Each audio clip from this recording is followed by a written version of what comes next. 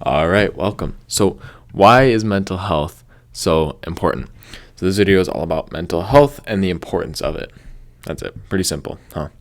If you guys are interested in transforming your lives through self-improvement, go ahead and click the link in the description below. The top link is going to take you to a one-to-one call where we can just discuss your goals and what is currently blocking you from getting there. And we'll also talk about if you're a good fit for the coaching program. And then the second link is my Instagram. If you guys would rather DM me on Instagram, if you're more comfortable with that, you can go ahead and DM me there.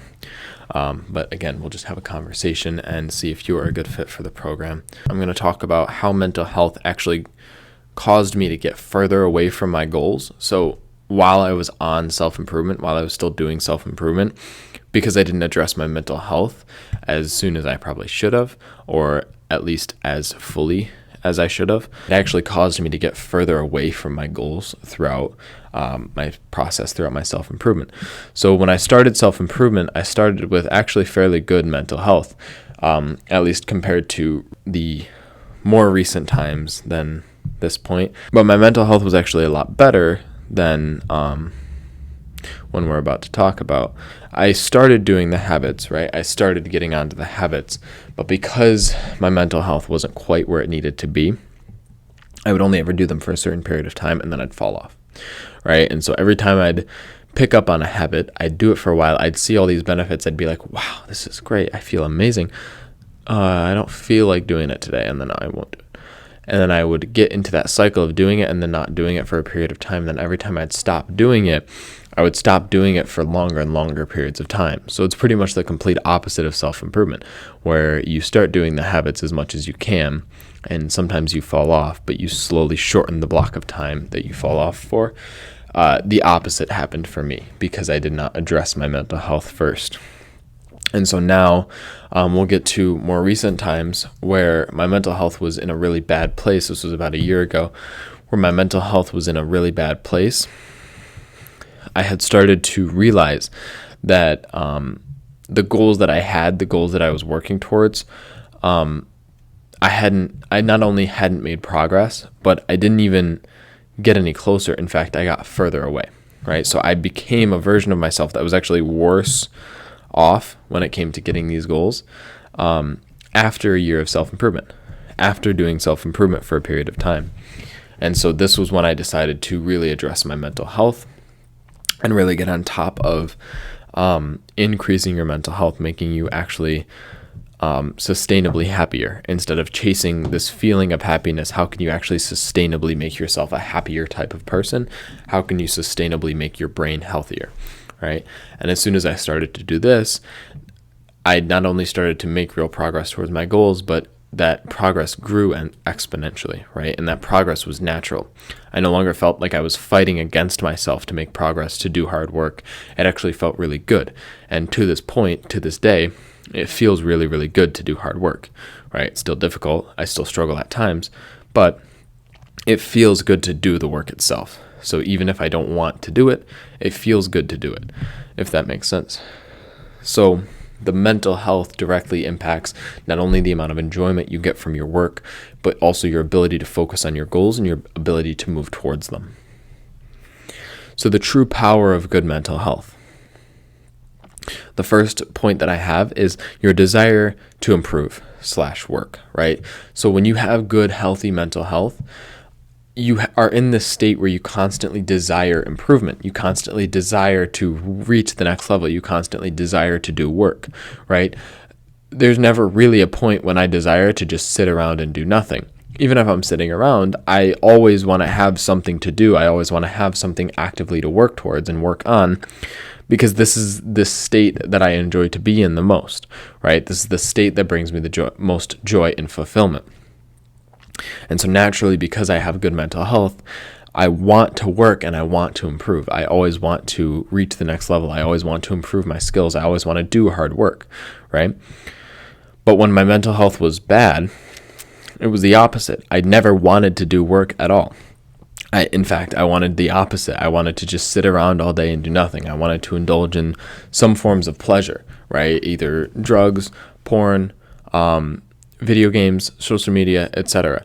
All of these simple pleasures were more enjoyable to me than work and achieving the more complex pleasures and the deeper pleasures of life. I wanted these simple ones because I didn't have the desire to go out and put in effort. I didn't have the desire to go out and achieve anything. I didn't have the desire to go out and work, but I wanted the enjoyment. I wanted the pleasure. I wanted to just sit around and do nothing, right? I didn't want to get up and go out. I wanted to sit around and just be in my slump, right? Because that's the state that your mental health is in. It's in this low point, and so it just keeps you at that low point. So the next thing is focus. So when you increase your mental health, your focus will also increase for a couple of reasons. A, because when your mental health is good, that means your mind is clear of any clutter, of any bullshit, and so therefore naturally you can focus deeper. But also when you have bad mental health, your attention is constantly drifting. It's constantly fluctuating from thing to thing. It's constantly basically pulling you away from any difficult work, anything that takes effort, and pulling you towards something that is the opposite, that is not as effortful and not as difficult, but also is typically pleasurable in some false capacity. So your focus is very sharp, very, very deep, and you can maintain this focus a lot easier, right? And this is with good mental health. With bad mental health, your attention is always scattered. It's always being pulled in random directions, and so it's hard to stay locked onto one thing. So the next thing is self-love. So you actually begin to feel what it's like to have self-love, right? You get to begin to actually know and experience what it's like to truly love who you are, truly love yourself. And at the deepest level of this, true self-love looks like the ability to address your flaws and work towards bettering them, work towards creating skills and turning your flaws into a strength, rather. That's not the word, but it works. So turning your flaws into strengths. This natural self-love is always wanting to improve, always wanting to find the flaws you have but make them into strengths. Whereas the opposite with bad mental health, when you look at your flaws, you look at them as a reason that you aren't good enough, a reason that you aren't capable of the things that you want to achieve, a reason to continue to sink into this deep level of depression, this deep state of depression, right? And so when you have bad mental health, you can't see the opportunity for growth within all of the struggles that you experience. And instead, you only see the struggle itself. And so because you only see the struggle, it's very hard to gain any benefit from these experiences. And so you have all of these bad negative experiences that just compound that that bad mental health that you have. But with good mental health, you simply create more good opportunities, more good experiences. And so naturally, when you face something negative, you turn that into a good positive experience. The next thing is decision making. When you have good mental health, right, you are going to naturally make the right decisions. A, because you're thinking from a place of abundance, from a place of delaying gratification rather than instant gratification. But also just because your thinking is clear, you're able to process things a lot easier. And so naturally, because of that, you make better decisions. You make the right decision more often because you have a clearer ability to understand and comprehend the situation. So the next thing is your lens of reality. So your mental health is pretty much your lens of reality, right? The state of your brain, the state of your mind is your lens of reality, is how you see and experience reality. So if you have good mental health, you will naturally have a good positive experience of reality. But if you have poor mental health, you will have a poor experience of reality. So naturally, you will want to increase your mental health if you are having a bad experience, right? So experiences themselves are neutral, but it is the perception of our perception of the experience that makes it positive or negative, right? So if our perception is what makes an experience positive or negative, you will want to seek out a healthier mental state. You will want to seek out better mental health, because that better mental health, that better state of mind will allow you to see your experiences from a lens of positivity, of light, of love, instead of seeing reality from this perspective of lack, of not having enough, of not being enough. So the next thing is all the practical steps. So how do you actually improve your mental health? The first thing that you will need to do is start journaling, right? There are two things that you will need to do right in the beginning. The first one is journaling. So journaling will help you to process these thoughts, will help you to process all of the negativity in your mind, will help you to process the information that you're picking up. And this processing will give you both clarity, but also the ability to actually fully understand and comprehend the situation that you're in and the state of your mind.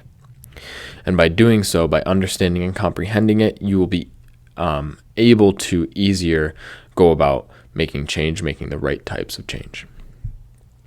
The next thing is meditation. So the next of the two, to start off, you need to be doing meditation and you need to be journaling, right? If you do these two things every day by themselves, this will increase your mental health. And journaling, you could focus on gratitude journaling. I just made a video on journaling and its impacts on mental health. So go ahead and watch that video. It should be out right before this one. But gratitude journaling is a good option for specifically mental health, but journaling of any type, of any capacity is good. Gratitude journaling specifically, though, will program positivity into your brain, which will naturally rewrite and rewire the negativity, the negative state of your brain. So gratitude journaling and then regular journaling will help you to process the mind, and coupling this with meditation. So meditation is your chance to clear the mind. It is essentially a cleaning mechanism for the mental space. And it will give you a state of presence. It will allow you to dissolve the parts of your mind that are blocking you from reality, from experiencing reality and experiencing it on its fullest level. And so meditation is an essential. So once you have these two pieces in place, then you can do some of these other things. The next thing is to get outside more, right? So to be outside more naturally increases your mental health because we are in the sun, we are in nature, and as human beings, this is the place, this is the state that we enjoy the most. This is the state that we are meant to be in. We're not actually meant to be inside, away from the sun, glued to a screen all day long. This is actually terrible for us in a bunch of ways, but one of the main things is mental health. It damages our mental health because we need to be outside. We need to be both active, which is another thing. You need to be active, but also you need to be outside. You need to be in nature. You need to be experiencing real light, real sunlight, not these artificial created lights. The next thing is exercise. So like I was saying, exercise itself is essential. Like I was saying, you need to be more active because activity will help you to increase your mental health as well. The more active you are, the happier you'll be naturally. And so you need to incorporate some type of exercise, no matter what that is, right? And it can be any level of exercise. You can do some push-ups in your room. You can go outside and go for a walk. You can go for a run. You can go for a bike ride. You can swim. Whatever it is, whatever you're capable of if you're a little bit older or even if you're younger and you've never worked out before, right? Whatever you're capable of, begin there. Because all you need is the activity itself, right? We're not actually looking to make gains. We're looking to make gains for our mental health, but not for our bodies, right? So you don't need to go and start a big rigorous gym routine and work out 7 days a week. You really just need to begin somewhere, wherever you're capable of starting, right? So just start where you're capable, but also be sure to push yourself beyond that capability, right? So continue to increasingly make it more difficult based on your skill level. So if you can only walk for today and walk for 5 minutes. And then tomorrow, walk for 5 minutes again and do it again the next day. But then the next day, add on another 5 minutes and try to shoot for 10. Now you're challenging yourself. This state of challenge is one of the things that will help increase your mental health. But also the activity itself will help to increase your mental health. And the last thing I have is working towards a goal.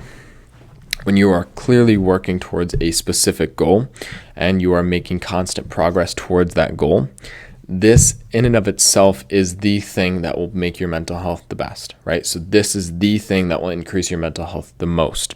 You need to start with the first two things I said because you need to increase your mental health to a certain degree before you can clearly be able to work towards a goal. But once you've done that, then the next thing that you need to be doing is working towards that goal, because that work and that progress is what will make you the happiest, is what will actually increase your mental health and make you happier, healthier, more fulfilled. But that is all I have for you guys. So if you're interested in joining my coaching program and completely transforming your lives through self-improvement, go ahead and click the link in the description. And if you guys want more content on self-improvement, you can go ahead and click the subscribe button. But aside from that, I'm out of here. Peace.